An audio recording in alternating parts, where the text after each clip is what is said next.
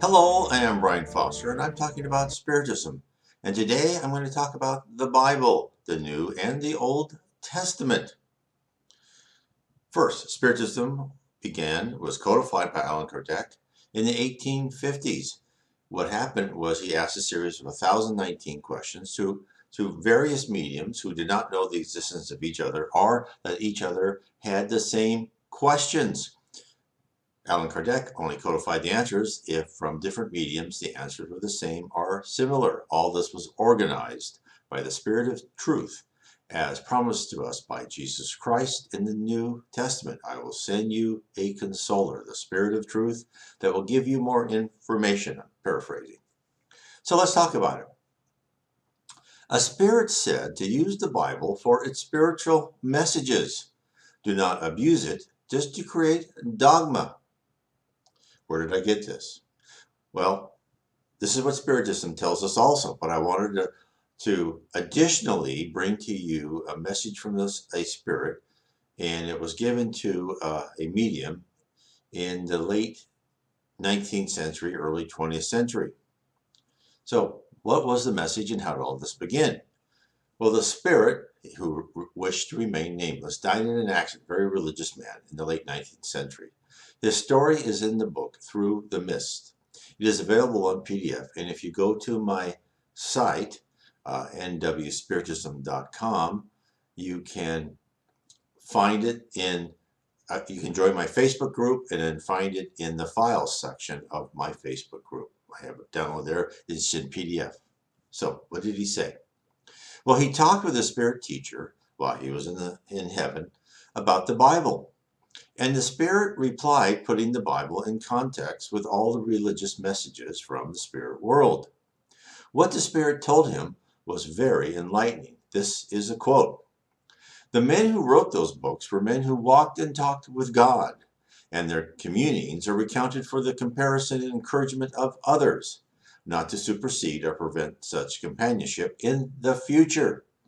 By no means would we take the book away, but to say that our Father has ceased to speak to men is to charge him with being a respecter of persons in the narrowest sense of term. For why should he have spoken to Abraham, to Socrates, or to Buddha, and not to the toiler of the present time? His light shineth on every land. He maketh the rain fall on the fields of the evil and the good. Men may fail, but God is the same forever. When mankind, therefore, learns to use the Bible, not abuse it, for whatever reason over it, and seek its spiritual, not its creedal interpretation, when they search for truth instead of priestly sanction, when they recognize the messages of love as angels from heaven, not emissaries from hell, then they will hear our voices behind them, saying in the language of the still future revelation, "This is the way, walk ye in it, and our Father's kingdom will be established on earth, and on the same basis we shall see it here." And that's the end quote from the Spirit. So, what is he telling us? First, I'd like to say is the Spirit telling this other Spirit, this more superior kind of mentor, is in complete agreement with the doctrine of Spiritism. This is what he's telling us four main things. The spirit world has not ceased communicating with the people on earth. Not just prophets, but anyone can be in communion with the spirit world. The spiritual messages in the Bible should be studied and revered. Lastly, do not use the Bible to create dogma, such as how to dress, eat, and pray in a certain manner. Concentrate on the spiritual messages of love, charity, and fraternity. Spiritism has stated the above concepts as well. All messages from spirits, organized by the Spirit of Truth, as promised by Christ, guided these communications that were codified by Allan Kardec in the Book of Spirits. These messages of how to consider the Old and New Testaments are still being delivered to Spiritist mediums today. There are additional reasons for the non-spiritual messages to be less important.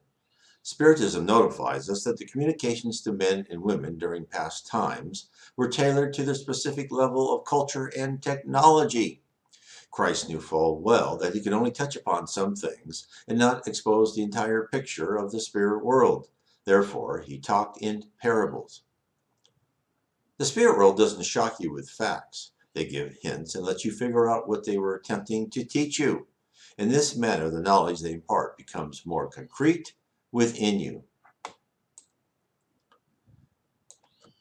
In many passages in the Old Testament, the messages to prophets were directives, commands from on high. Armies were told to attack towns and slaughter the inhabitants, all extremely repugnant to our ears today. Nevertheless, this was the norm at the time.